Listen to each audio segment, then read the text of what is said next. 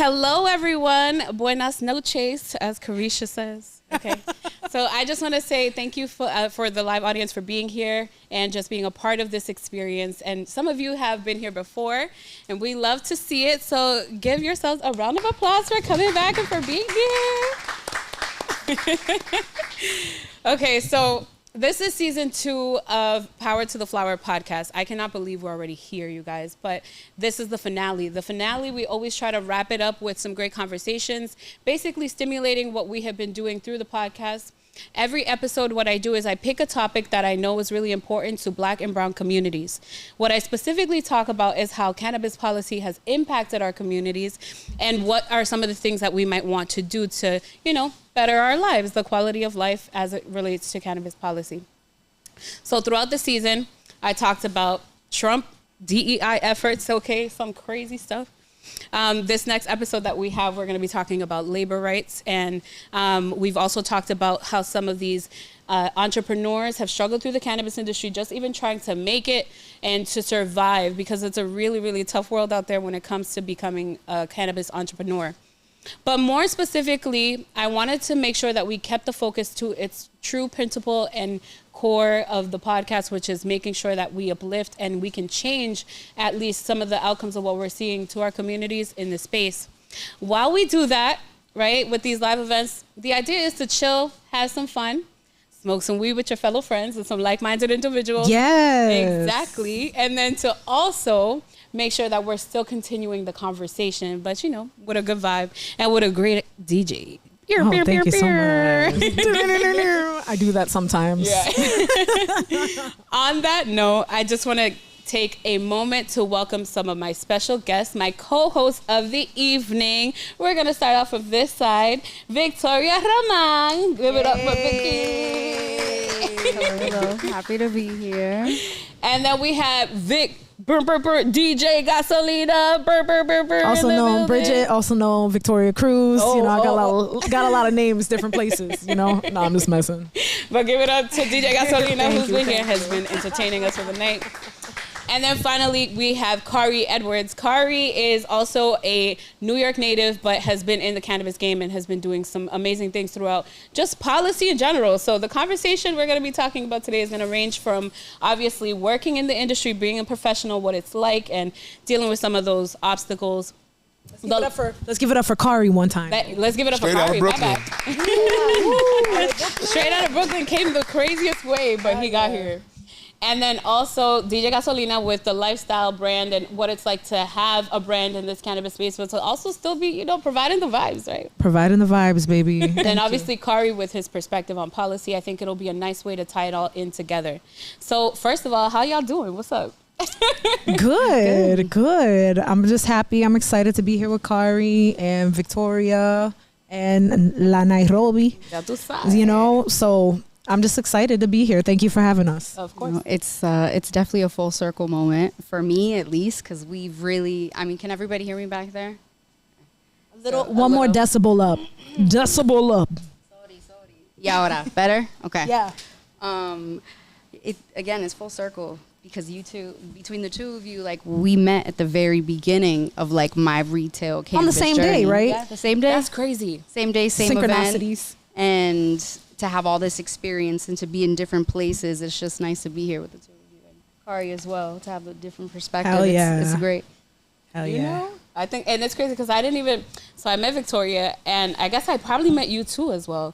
You might have. I have a issue remembering sometimes where I meet people and how I meet them. Yeah. Because I'm no funny shit. I feel like I met you in New York. I think I Vizey and Queen and all them. I think you actually know my wife. Chica.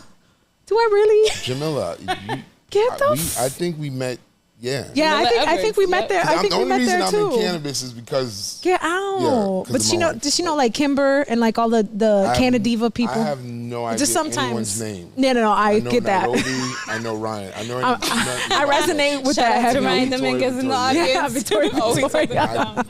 But no, this is what I'm saying is sometimes we small just world. meet people. Yeah, small world, but nonetheless, I feel like what drives these kind of conversations is you guys, we end up back with each other at some point, and we want to talk about the things that matter.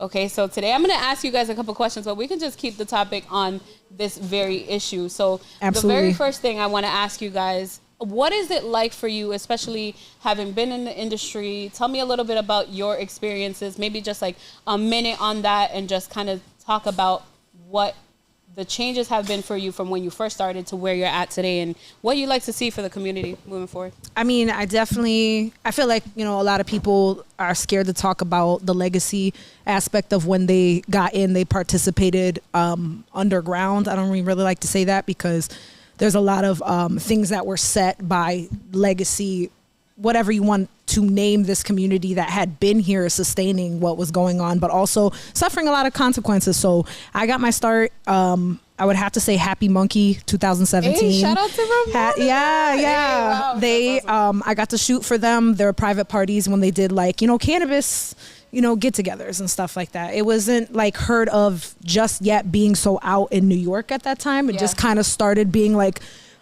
more open. It's like the decriminalization had occurred around those years. We're all wildly connected in this weird way. Like, she knows somebody that I know from New York. I just found that out because of your post the other day. But to get back to it, came here because of Curaleaf. That was the only people that I feel like was really receptive to hiring minorities back at that time, even though they've had a lot of open comments, especially about the New York coward license holders, which I don't commend or respect at all. Yeah. Thank you for saying that. Yeah, absolutely. Because I think that it's like, when we work for these companies, we also have to realize and kind of regulate their faults, and it'd be like, no, I'm still gonna help my community. I still want to be able to rep them and serve them. Really great thoughts. I think especially when we're talking about like ICE, that right now the state of politics is really what's concerning, because our communities are being impacted by all these different things. So and it's all intersectional too, There's as well. no bipartisanship at all in the country. It is very split. It's one way or the other, and there's no shared. But I feel like that's how it is with cannabis as well, right? And it's like, cannabis is one of the most intersectional subjects or things in this time of history, because cannabis, we remember that it doesn't even begin in America, right? It begins in Asia. And I think that also seeing the big disparaging reflection of how the United States, or how this person or this person or this person thought about it, whatever you want to call it, right, is that even there are laws in other countries that ban it completely because how we felt about it in the past and how we demonize it. So that's my piece, and that's what I'm about. No, we appreciate it. But yeah, no, I really appreciate you having me, and this is that was my long-winded that was great. That was great. I know the question was to everyone, how you got here, and what was the sort of background, and I think it was very. I went on a tangent. It was important that I met her at a bar. She was great. She was always, I want a cool lighter. Yeah. And that's like kind of my story right now. No, it's okay. I mean, that's how we meet each other. And it's funny you mentioned Happy Monkey, because me and Kari at one point, Kari and I, we were in New York at the Happy Monkey 5th year anniversary. Tell me no.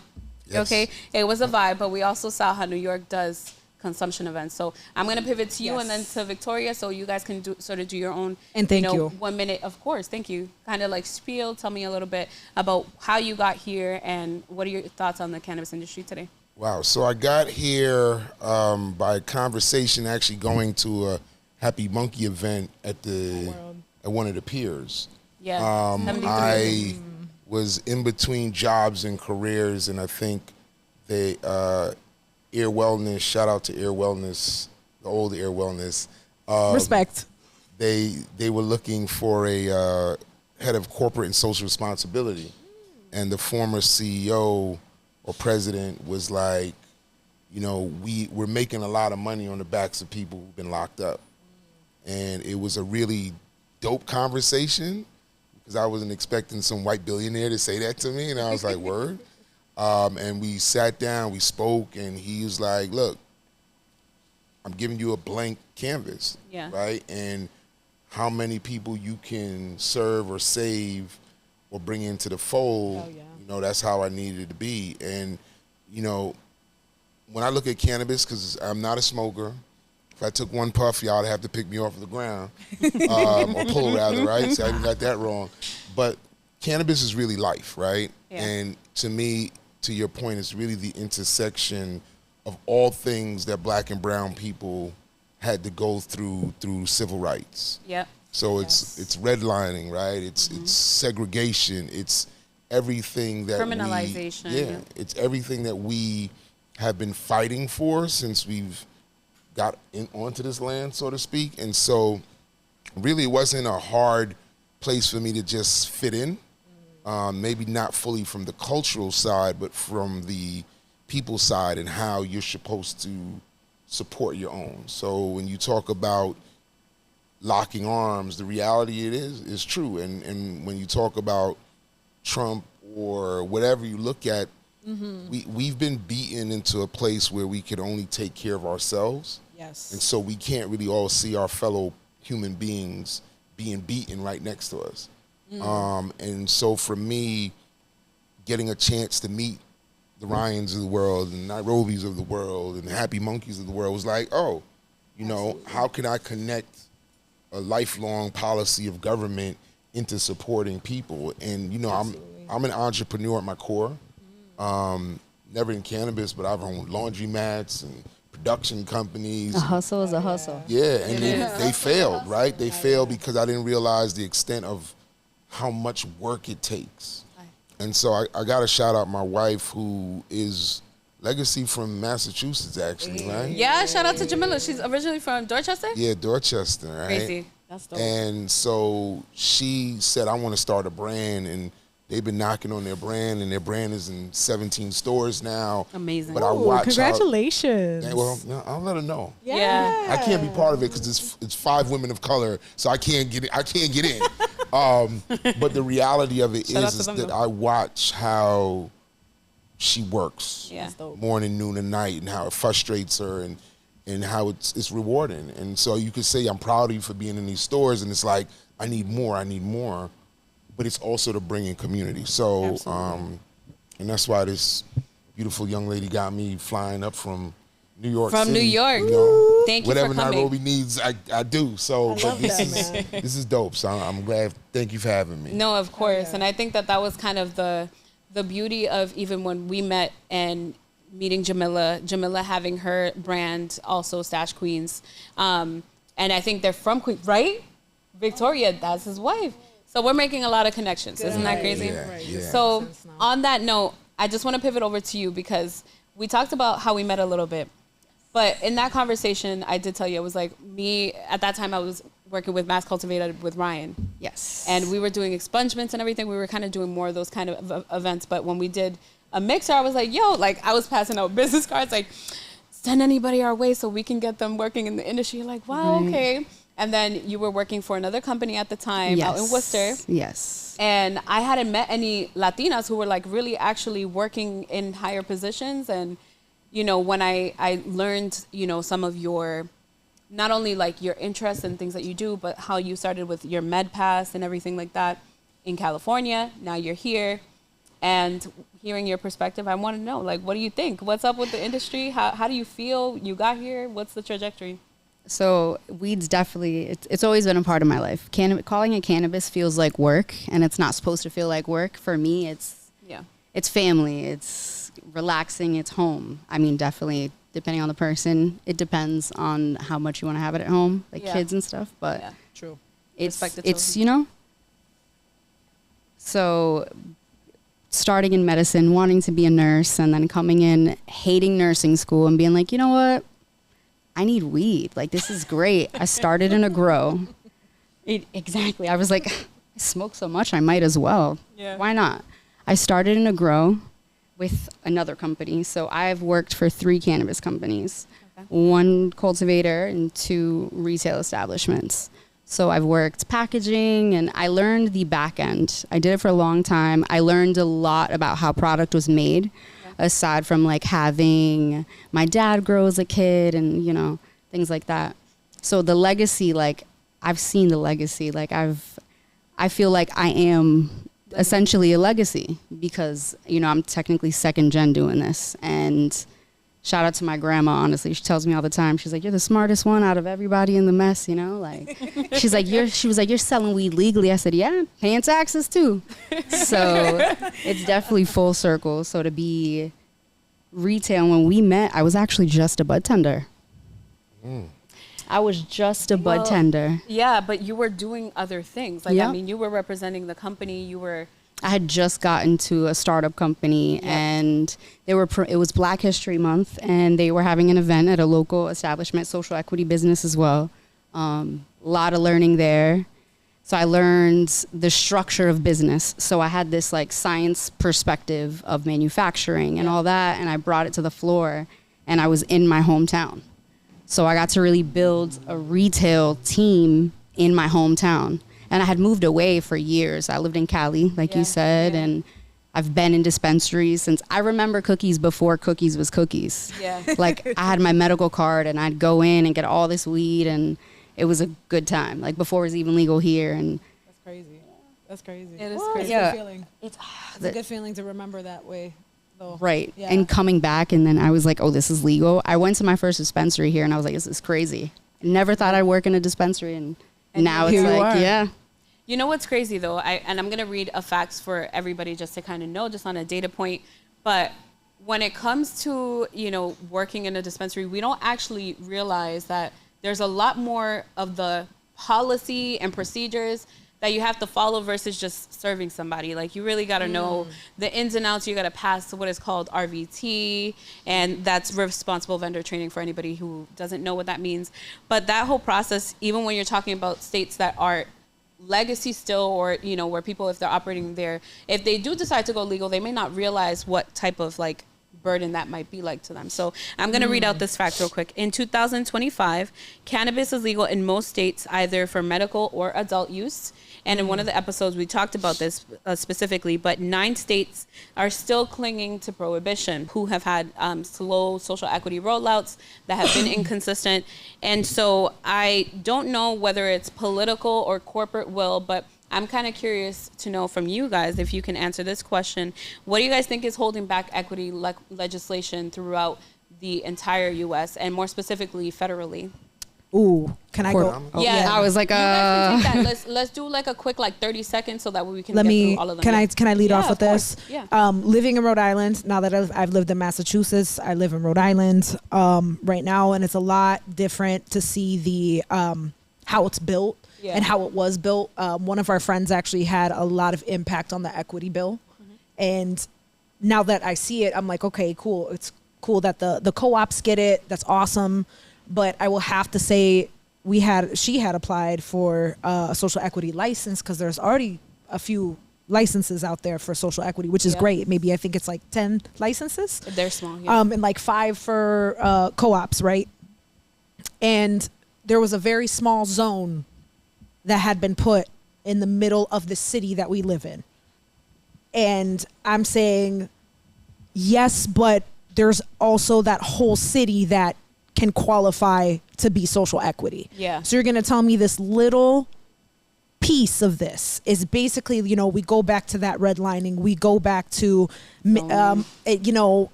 misuse of legalization, right? Misuse of law. Yep. It's like, how Speak are you on going it. to, so I would have to say it's also like the mindset of that state, I think, just on a structural aspect also too, and how it is already placed, because I would have to say, even though Rhode Island has the better structure of social equity because it is so small, it still doesn't touch like even how Mass has done social equity, because you haven't really seen social equity in any state be done well. Yeah. That's a good. Thank you. That's a good point. I would Of love course. to piggyback on that, because I think it's, if you look at those states that haven't gotten with the times, look at the amount of prisons that they still built. Because Right? that's where And they so get Ohio. the taxes. the correlation of economics from minorities is not something that a lot of these states can afford to have. Yeah. So, you know, absolutely. we did an event, young lady in North Carolina, her husband got picked up for like a blunt doing 8 years. Wow. Right? She's working 2 jobs at the Campbell's Soup. And this 4 years ago now.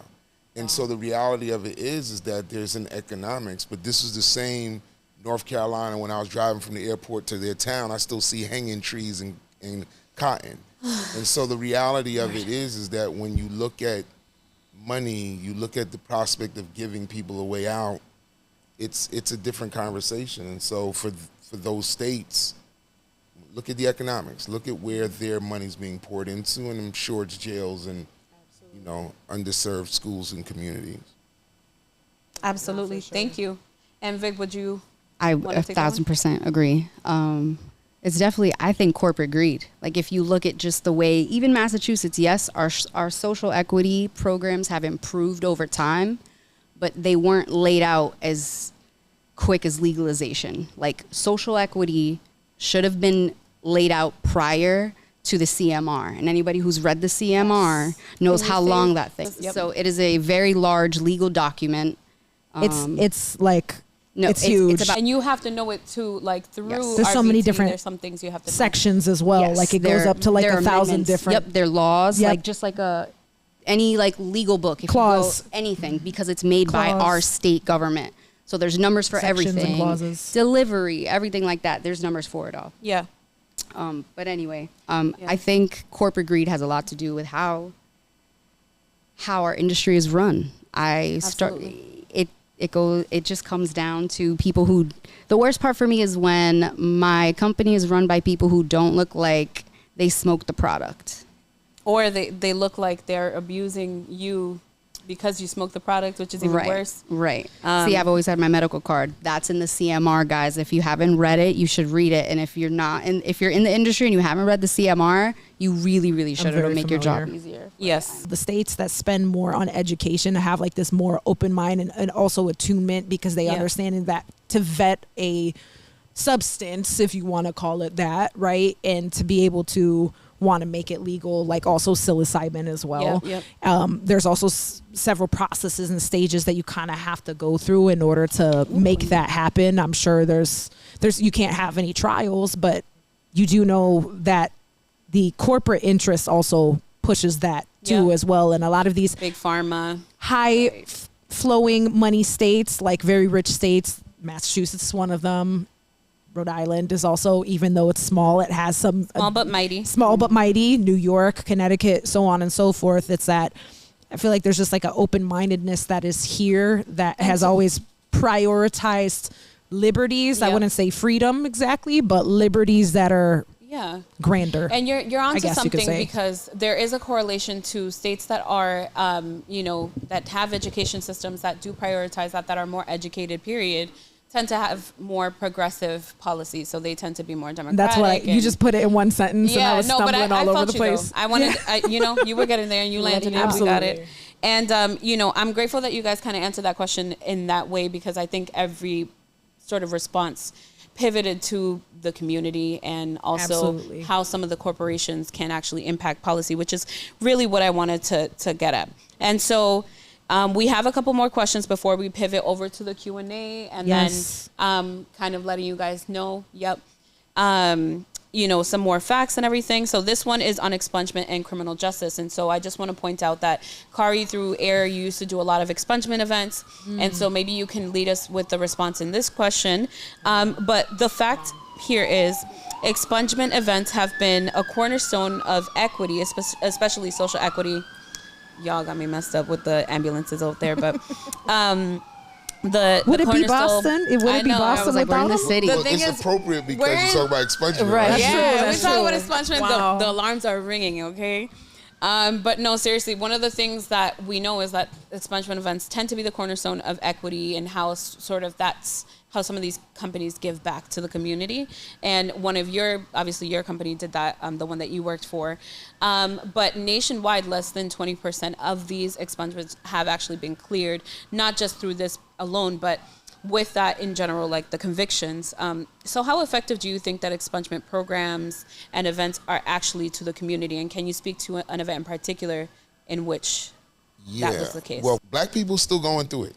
Oh, right? talk about it. And Frederick Douglass may be buried there, but the way that they, to your point about insulating community in these little areas.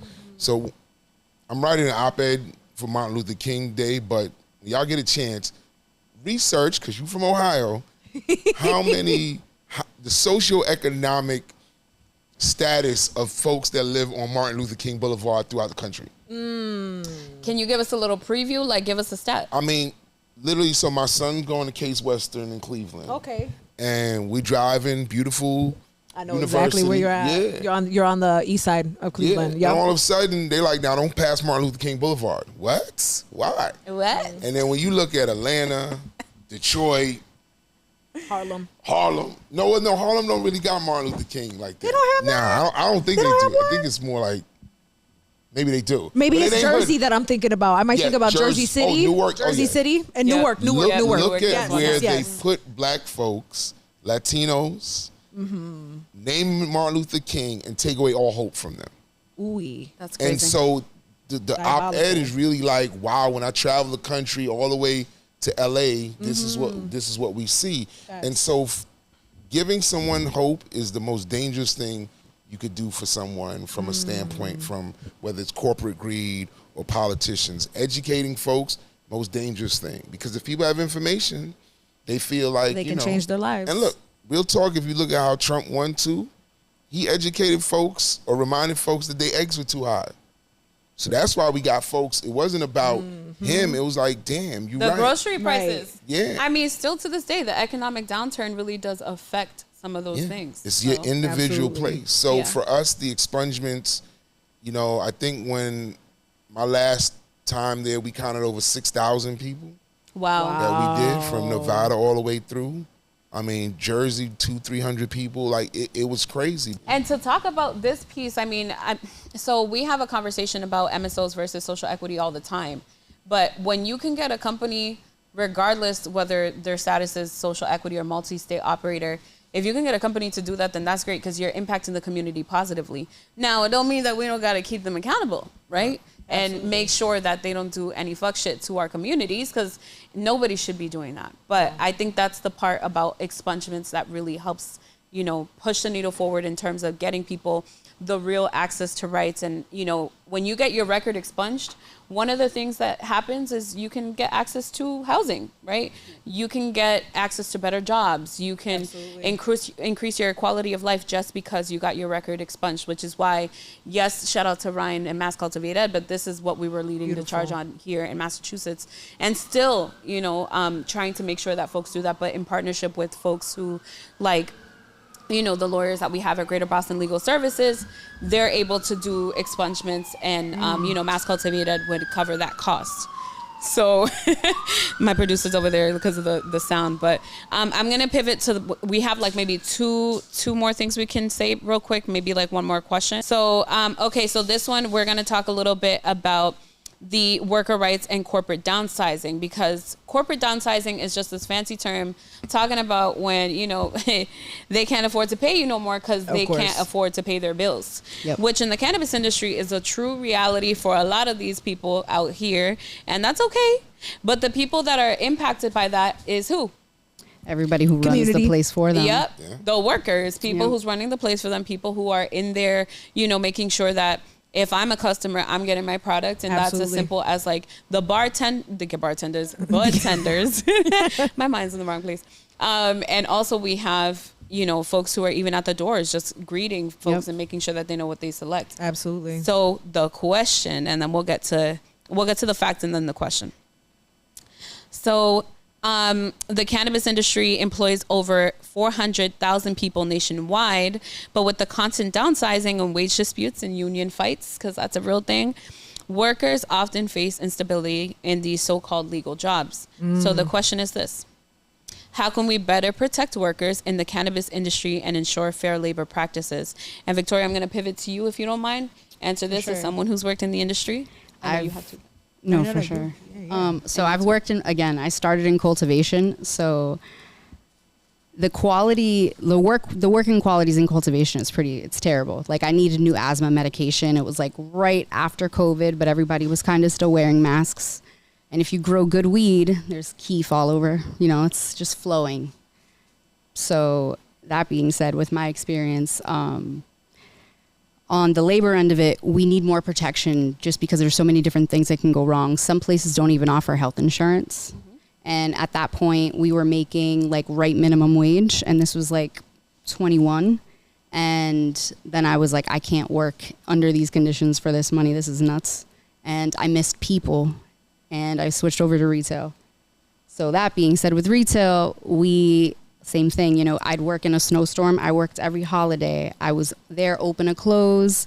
I was one of the latest open dispensaries. I used to open, I'd be the door person. I did inventory. Like I kept the place running.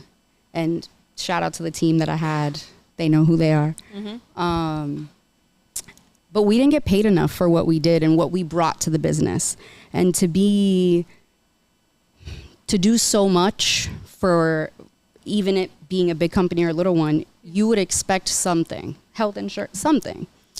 But a labor union of some sort would be great. But because they don't pay us enough, it would take away from what we already got, which is already slim pickings, and everybody knows that. Like there is definitely enough in the pot, because we know that, we see what these brands could do, especially like, you know, bigger brands that have like, and I'm not shitting on anybody here, but like they're the big merch and this and that, everybody who likes to paint a pretty picture, but nobody is really caring about those people on the front lines who at the end of the day is selling your product. Yeah. Because what everybody cares about in this industry, unfortunately, is money. Yeah. Everybody cares about how much they're making, how much product they're getting off the shelves. Nobody cares about what they're actually getting. But can I piggyback off that, please? I think that there's also a lot of brands who, and a lot of people who understand that now. Yeah. As they see smaller businesses. Yes. You know, I would have to say thank you. Yeah, but like I would have to you're say different. Yeah. I would have to say no, for sure. But I think that there's also a lot of people who are coming to be like, hey, we need to get creative in order to make things keep last, up, right? In order to make things last. But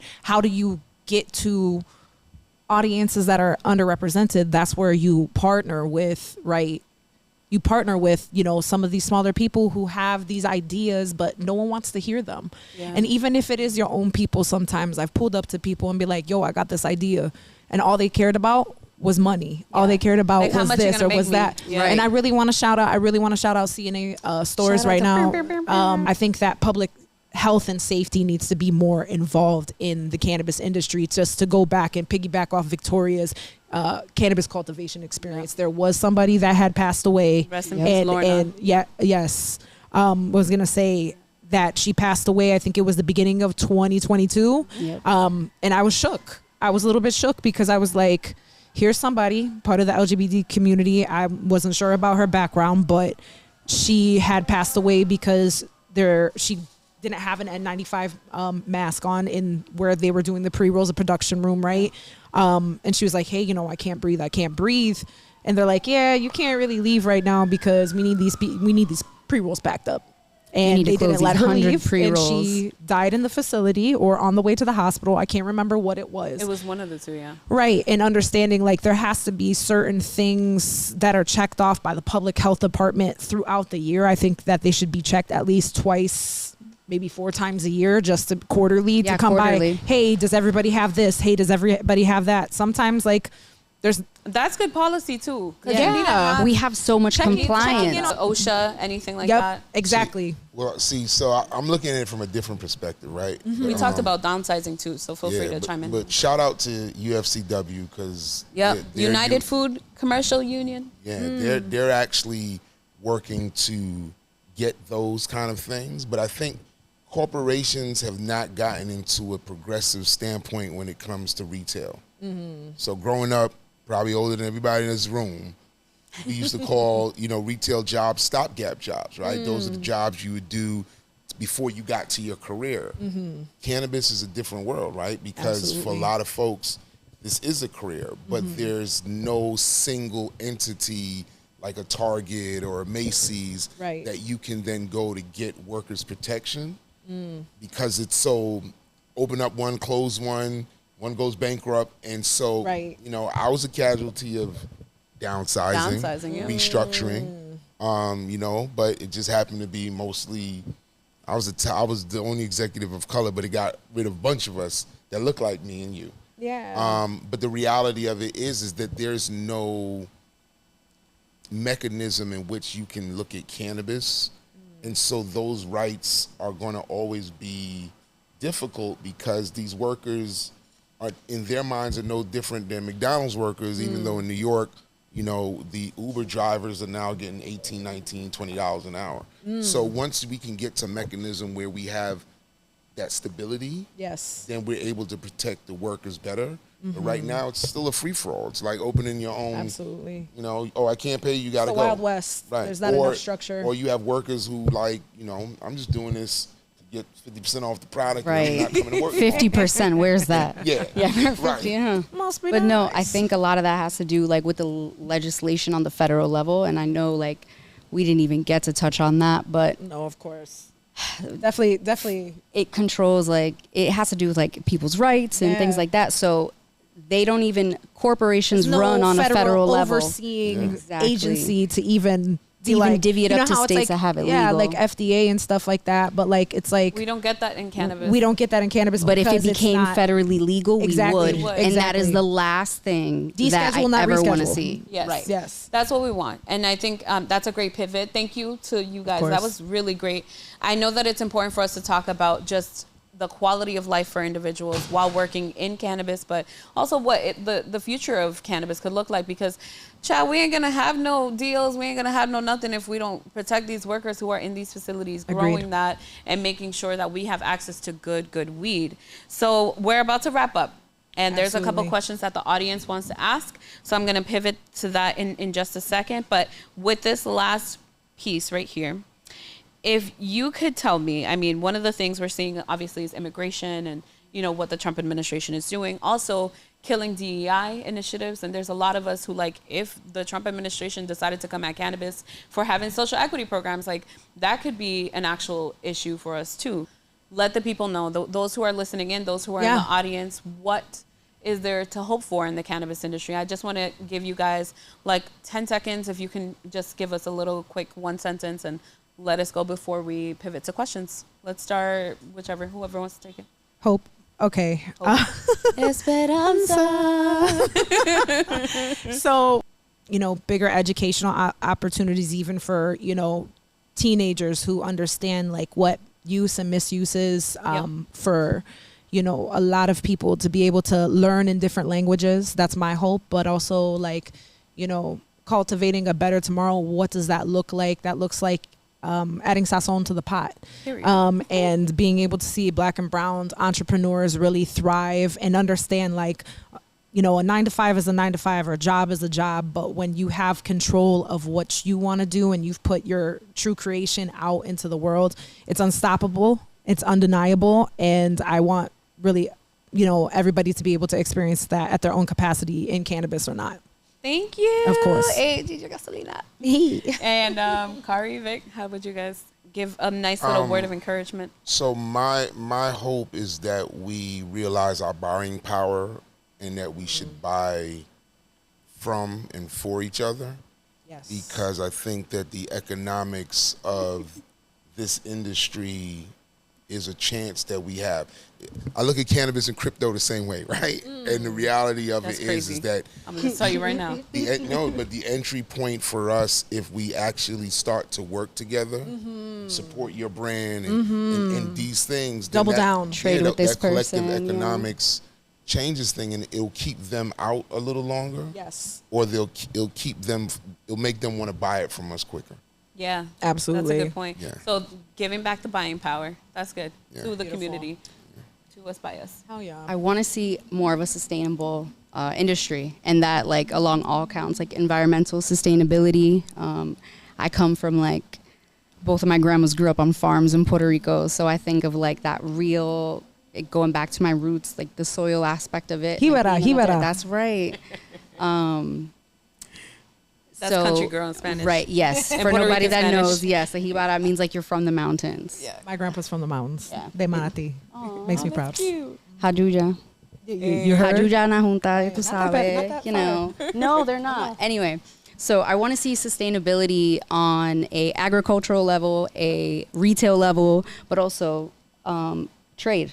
I want to see more people of color who grow, who care about their product, because if you really know, you know. Yeah. The real good growers, yeah, there was a couple people that were really good that didn't look like us, but still, we know that we have a few good uncles that know how to grow. Oh, yeah. So to be able to trade within one another and make it easier to trade in between, like don't grower. gatekeep information. Right. If you know somebody that wants to have a conversation with you, for real, because there's a lot of people who have a lot of skills that stay low key because I Yep. want to be the token XYZ person. Yep. But it's like truly like just get out there, have a conversation, and Yep.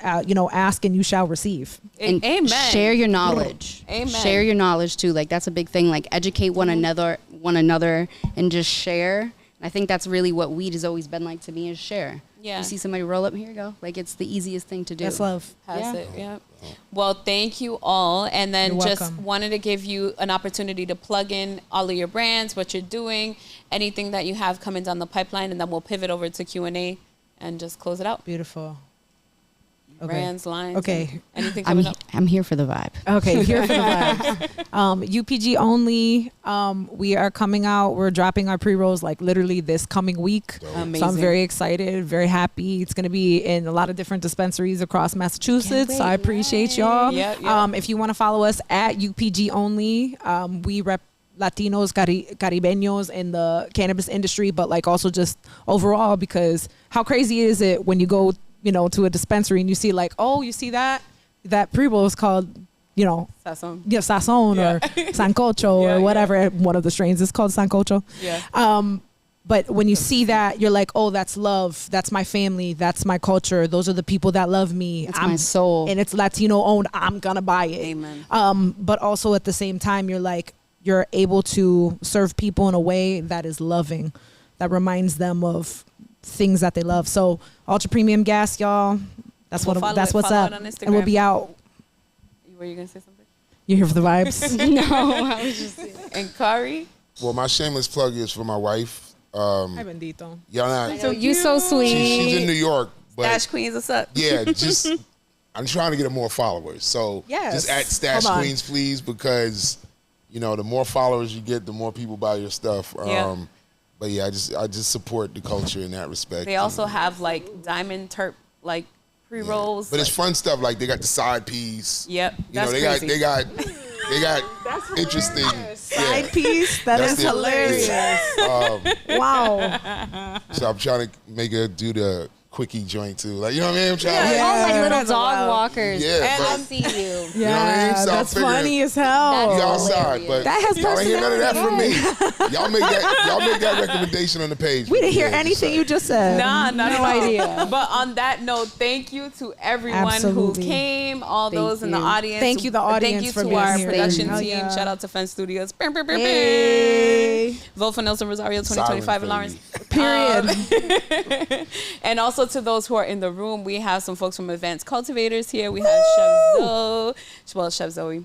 Oh, right? Hey. So, Que, yeah. que soy. I didn't want to, exactly. I'm like, should I say it in Spanish? Okay. We got Nudia in the house. We do got Nudia in the house. Where they at? Mass Cultivated. Okay, Mass Cultivated. Axel back there, We my have beautiful Axel baby. Garcia, who is fabulous, y'all. You need to hire him. And then, Shameless plug. oh No, we yes, just our don't. sponsors, Ascend Collab for Social Equity. Thank you to y'all. Canalive Genetics, especially Hey. Todd. He's great. And then Julio from Mello, who's also in the room. Hey. And then we have our day one supporters like Luis and Theo Kadir and everybody like that. And everybody who's here. And then obviously Ryan and hi Kate. And Jadiel. And then our last plug for those who are going to look at the pictures is Galvio Romero Photography. He is a photographer who can do all events and all things, y'all. So Bam. we can cut the cameras, but thank you so much for tuning in. And that's a wrap. Woo! Did it!